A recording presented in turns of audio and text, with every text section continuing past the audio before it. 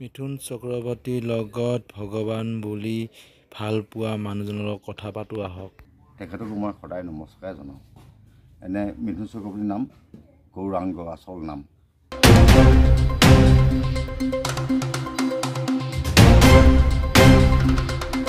কিমান বছৰ পৰা চিনাকি হৈছিলে আপুনি?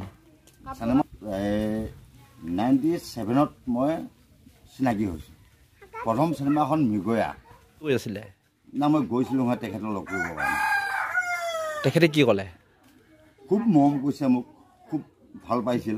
অসমৰ পৰা আহিছোঁ মোক ভাল পোৱা এটা প্ৰেমিকা বুলিয়ে কৈছিলোঁ। মই যে এটা প্ৰেমিকা, ডান্সৰ প্ৰেমিকা। তেখেতৰ হোটেল আছে, মই হোটেলত তেখেতৰ হোটেলত মই 3 দিন আছোঁ। 3 দিন খুব সৎ মানুহ।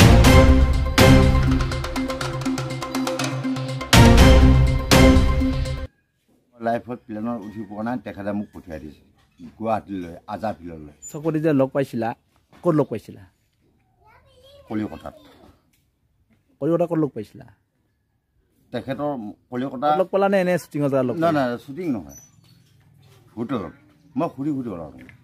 মই যাই পাওঁতে মোকতো চিন্তা পাই অসমৰ পৰা গৈছোঁ। মই এটা অসমবাসী, মই ভাল পাওঁ, কিন্তু মই তেখেতৰ মৰমত যাই মই ওলালোঁ।